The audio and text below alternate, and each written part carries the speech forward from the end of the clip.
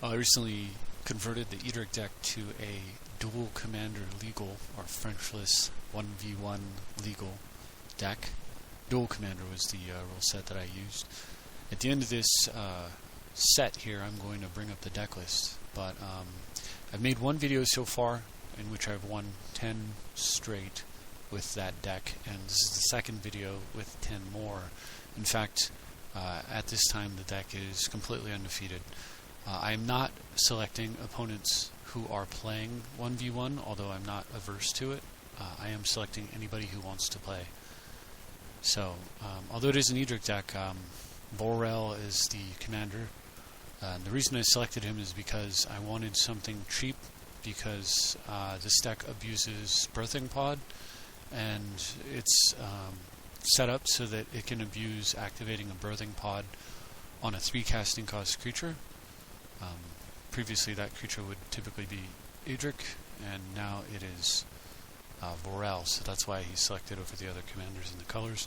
Anyway, I go ahead and started this game off here. Good things are happening here, and unfortunately, of course, my commander can't come out to make me draw cards, but otherwise I like my positioning. So I draw a bribery, and I guess he gives up. I don't have any idea why he gives up before I cast the bribery, but he was almost certain to give up afterwards. I was going to bribe him and untap my lands, tap for a bunch of mana, and I was 1 blue short actually of Snapcaster bribing him this turn, but I could have bribed him, untapped my lands, and then played my commander and said go, and then bribed him afterwards. So game 1 went very well. Game 2, my stuff is going to be at the top of the screen. My hand looks like this, and my opponent's playing Rafik. So I take a mulligan and mulligan into this hand here, leading off with Finhorn Elves, turn 2ing into Vorel, and my opponent does nothing, so I go ahead and just strip out his white and for a couple of points of damage. And follow it up with, unfortunately, no Coastal Piracy. I'm a blue shy, so I don't even swing. With Vorel, I don't want to walk into Condemn, and he does me a huge favor and fetches me blue mana. Thank you very much. So since he is tapped the way that he is, I go ahead and just equip Sword and go for it with Finhorn Elves, hoping to hit him and then untap and then cast Coastal Piracy and say done. He's got yet another removal spell, however, but I've lost my least important creature. So he goes for O-Ring, and I decide that's the one I'm going to counter. And then finally this turn I sword, take a card from him, and get down with Edric. Probably should have played Coastal Piracy there, but see, by playing Edric now I get attack with both creatures after playing the Piracy. So anyway, he regrows a Tundra and plays Mom. Mother of Runes, that is, not Mind Over Matter, obviously. So I go ahead and just play the Piracy now and hit him for 2 cards and a card from his hand, which is pretty significant. I'm finding a land here, so I go ahead and just take Mother of Runes instead of Treachery. Take it with Sower. But I've got Forcible backing it up, and he gives up. In game 3, I'm playing Vatra playing Rafik. Yeah, every so often people wanted to play a second game, and I mean, I left it in the recording since he's playing a good deck. If he was playing trash, I probably would have just left it out of the recording. So I start out with an early Trigon. He's got an active Mother of Runes, so he's defended. I have a Squirrel Nest. I don't even swing again. I'm worried about Condemn, and there's no reason to attack it. Damage is not what this game is about. Plays Rafik, and that is all the opening I need for unlimited squirrel action. So I go ahead and just make all my guys now. That way if he's got like Crows and Grip, I don't have to worry about it. I'll make enough guys here to win. And then if he has, like, on his turn, if he grips it, he's going to die. If he sweeps with a Wrath, I'm just going to make infinite guys at the end of his turn, or 40 guys at the end of his turn. And if he has something like Reigns of Power, in which we exchange control of creatures, he would untap all my guys and take them, and then I would make, 80, 90 guys block all of my creatures and then kill him on the next turn anyway, so there's no out, and he gives up. The only out he could have possibly had was top deck Terminus, then cast Crows and Grip. He would have to make sure he did not allow me to have an opportunity, because if he cast Terminus, I have to let that resolve. And then if he didn't cast Crows and Grip immediately, if he went to pass priority, as soon as I got priority, I would have made 40 guys, and I would have held the control button down to maintain priority as I did it. He could have interrupted it with Grip, though. You can always interrupt the squirrels, but I would have got one out of the deal. Anyway, enough babbling about squirrels. This guy's playing Risk the Redeemed here, and I draw a natural Edric, and that's pretty good since it's an Edric deck. It kind of struggles to get that guy into play on occasion. The other nice thing about Vorel being a 1/4, he's got a fat butt, so he's hard to kill early on. So Fauna Shaman's another method for fetching Edric when I need him. But I don't think it's going to be an issue. It's obviously not an issue this game, so yeah, I get in for a ton of damage and don't even bother playing around with Fauna Shaman tricks. And follow up with a nest on my forest and discard a land and pass. I'll draw another land next turn shortly. Lapses guy who's going to make a guy at the end of his turn, and that was a lot of cards coming my way, but he gives up. So this guy here, Hey Dude, is playing Anax and Cyanide. Probably lots of removal, and I've got a great hand, so keep.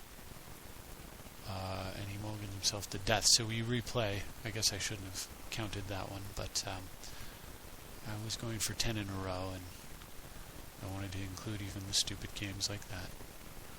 The demonstrations of why the mulligan system needs to be fixed. Anyway, so here's my hand here, and I keep that. He mulligans again. Let's get some serious problems with his build over there, I think. Anyway, get down with Hivemaster, a Grim and a Oracle, creating an insect, and revealing a Bribery, yielding nothing. But I draw I draw Bribery and rip a Cradle right off the top of the deck, and good things start happening. So this Boreal Druid's actually going to produce mana, since Cradle will spend 1, get 2.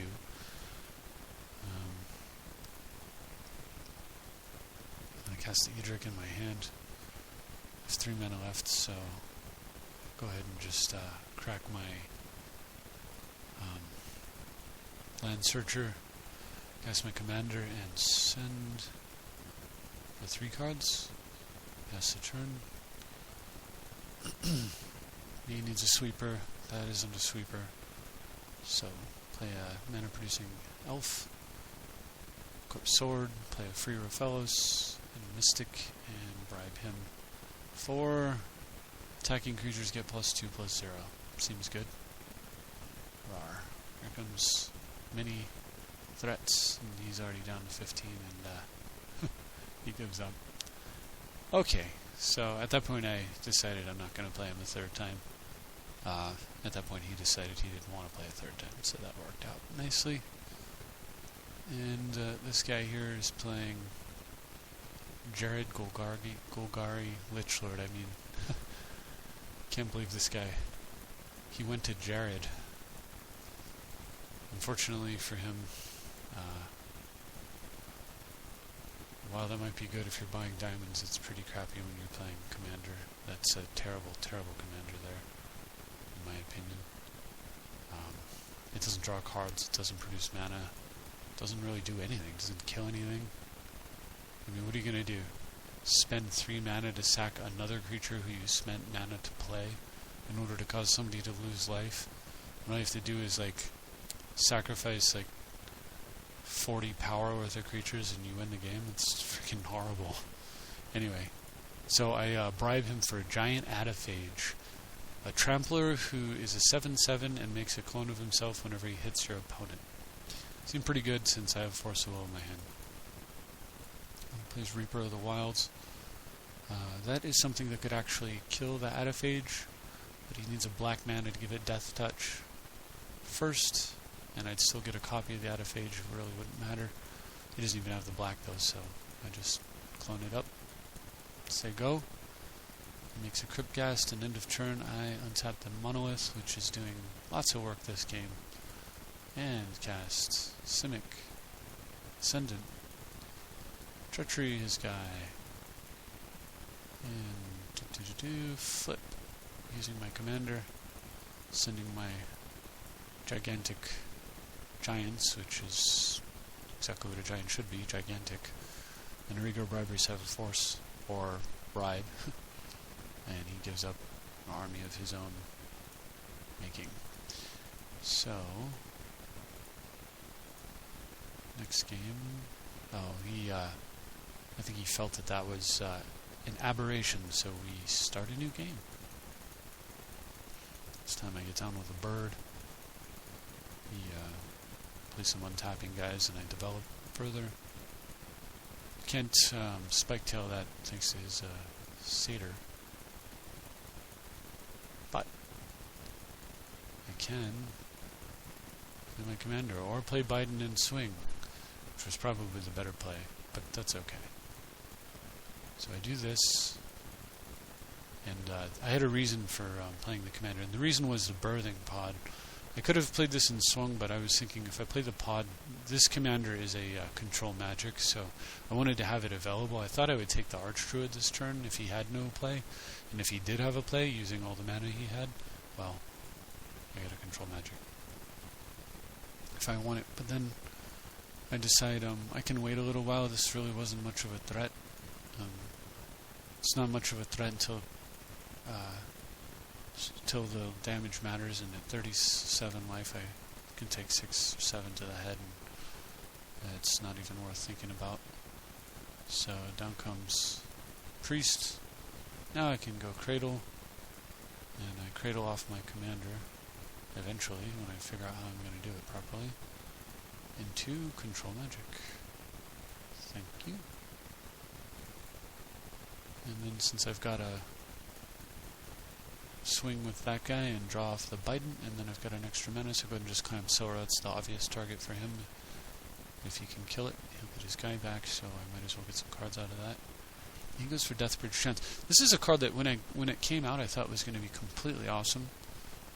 And it very well could be in a deck filled with like Time Walks in a blue deck, but I don't know. It's a bit slow for the format for something like this. Anyway, I go ahead and spell Pierce it, which I know he's got the mana to actually pay for the Pierce, but it taps his blockers so that I can get in with draw more cards with the Biden, and I can trade the Hatchling for it. So I traded off 2 cards for 1, but I'm going to draw an extra card off of Arbor, so I really traded 1 for 1 on that. And if I want to swing with the Priest, I'll actually 0 for 1 on him. So I decide I'm not going to send with the Priest because I'll probably have use for the mana.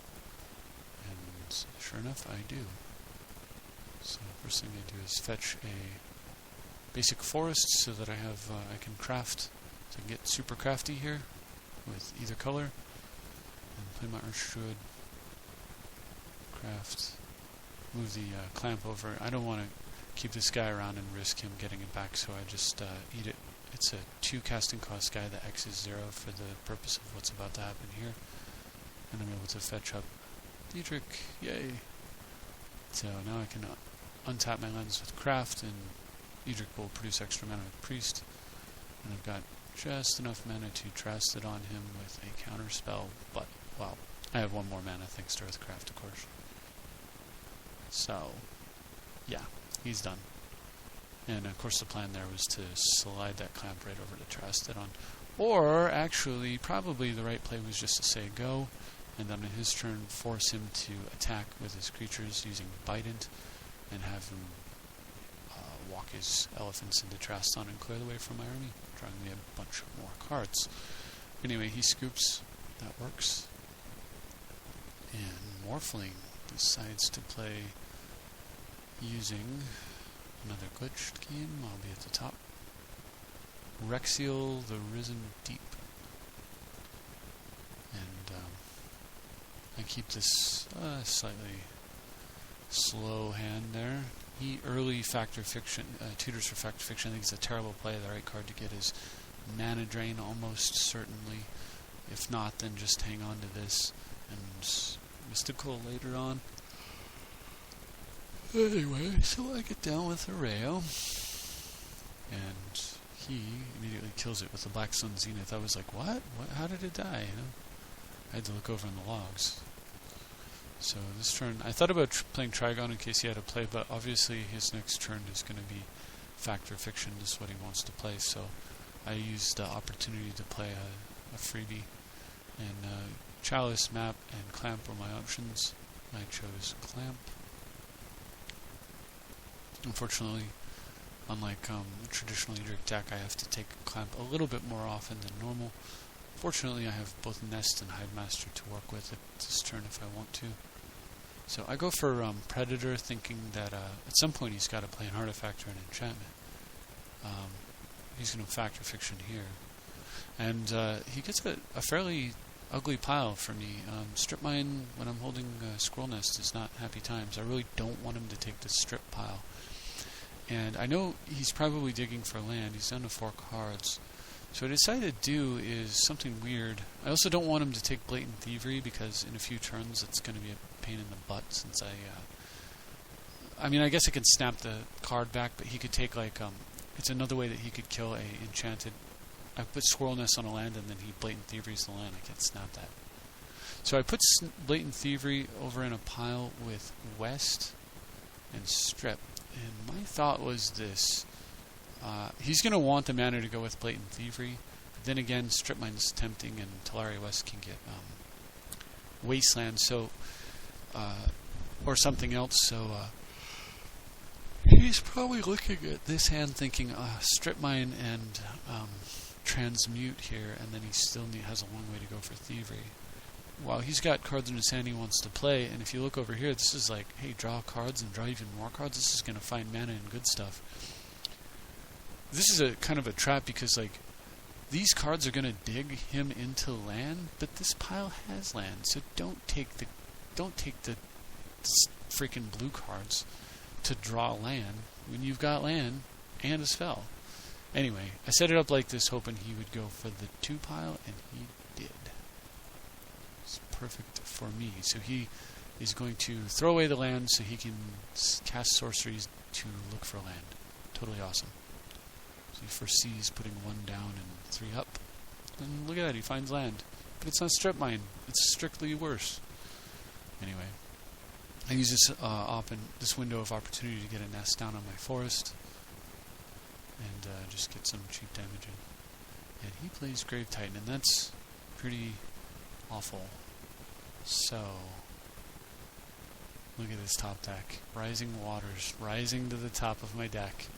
So, I make a squirrel, bounce his Titan and untap the 2 lands, and then get down with Nest. Or Waters, rather. And then I don't even swing. I don't even want to play. I'm the control player now. I've become the control player, so I don't want to trade damage. I want to attack with Trigon and then have him hit me back with zombies. So he draws Lotus Bloom. So in a few turns, that guy's going to come back down. And then he also plays a Seed of the Synod. Not so good when your opponent has Trigon. Generally not worth the risk. So I untap Scroll Nest and draw a land, which I'm able to play. And then I tap for 2 mana and Clamp. And in response, he uses that Brainstorm that I gave him, so that's fine. So I Clamp the Squirrel, produce another Squirrel, Clamp the Squirrel, and the goal of that turn, although I did spend a lot of mana, was to do exactly what I did. Find me enough mana so that I don't have to spend mana for the next couple of turns. So that worked out nicely. So I'll leave back Trinket again so I can trade off with a zombie if possible. He does nothing but play a tap land. It's a beautiful thing. So Nest comes down, and I strip his untapped land, leaving him with just 1 mana in play. I'm able to play Signet and Clamp the Mage, so that later on so that now I can go ahead and afford to attack with Trigon, because now I won't just be trading a 2/2 for a 2/2 and then opening myself up to damage.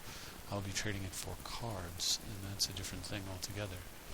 The nice thing about Trigon, though, is that he's got to use the bloom the turn that it comes into play. The bad thing is that it's a Lotus, he's going to use it. We know he's got the Titan at the very least. So this turn, trying to find myself a doggone counterspell, but then again I need to continue to develop. So play Oracle, hit a lucky land off the top, play a land from my hand. I'll hold the land in my hand, I'm going to play it next turn. And he decides that instead of his gigantic zombie making thing, he wants to play Shieldred. And Shieldred against Squirrel Nest, I don't know what the hell he's thinking. He has nothing in his graveyard whatsoever. And I've got a Clamp. Just terrible right there. So I eat the clamped guy, draw a bunch of cards, then a Coastal Piracy, and another mana elf hiding right on top. So in order to go get him, I play Bident and attack, take my mana elf, and play Arbor Elf. So I've got something I can throw away to Shieldred. Arbor's not so good with Rising Waters out. And he gets Soul Ring Trinket Mage. So, of course I'm just going to Trigon his Soul Ring. So I assume he's going to go get a Mana Crypt here so that he can, who knows what he's going to go get. So he searches and thinks for a while, searches, realizes he completely shot himself in the foot with his terrible plays and gives up. How awesome is that? Shieldred, Soul Ring, Concede. Anyway, last game. Taking too much time on that game, but it was a lot of fun. Anyway, my game, my board's up at the top, and I naturally draw Edric against Mayo the Anima, playing Borel with the Hallglade there, and going first rather, that's what I'm trying to say. So I play turn 2 Simic, Signet, and then turn 3 I play Ranger and immediately untap my land. So this way I have a remand ready to go. And he decides against playing his commander and plays Triumphant Ferocity, so end of turn I just play Snap, Edric, and then I don't know what land I might draw. I might draw Wasteland or Cradle, so I attack 4, and then I don't draw Wasteland or Cradle, so down comes Foothills. About to sack the Foothills and go get Arbor end of turn, and then on his turn I'm sure he would play his commander or whatever, and then on my turn I play a land. 1, 2, 3, 4, 5, take his guy, untap 4 lands. Probably tap 4 and cast Garrick, untap 2 more lands, attack and draw 4 cards. Yeah, that wasn't going to be pretty, so he gives up. So, this is the list. Obviously, my opponents were not playing by the dual commander rules, but I don't really care because, as you can see, the deck does very well. Certainly somebody came with like a fully tuned hardcore non-dual commander deck. That would be the hardest struggle, and barring some natural order brokenness or one of the other crazy draws that this deck can get, that might be a problem. I could always get turn 2 Trigon, turn 3 Piracy or Biden or something crazy, but yeah, it could definitely be a problem. I'm not saying the deck can't lose, but I am saying that I think I'm on the right track for dual commander. I'm pretty sure that their ban list sucks. I think anybody who sets up a ban list and leaves Guy's freaking Cradle, Natural Order. If you want to take out broken stuff out of the environment, you don't just put Edric, you don't just move him from the outside of the deck to the inside of the deck, leaving that Coastal Piracy in this. Opposition is still legal. Winter Orb's banned, but Rising Water's still legal. This is just dumb. It's dumb. Their ban list is horrible. Mana Vault's, illegal, but Grim Monolith is still legal. Clamp is legal. GT is legal. What the heck? So, anyway, I don't know. Earthcraft, I think this is probably one of the best decks you could build in Dual Commander. I'm pretty sure that whatever you play in Dual Commander, it needs to be blue-green X, so either a third color or not. A possible example is this. Here's a sort of tentative deck list that I've come up with for Dual Commander as well, using the new commander, although I believe I would make some changes to it. This is a brainstorming session here, and it's not finished. So anyway, that's what I've got going. I hope you enjoyed watching, and thank you. I will see you next time.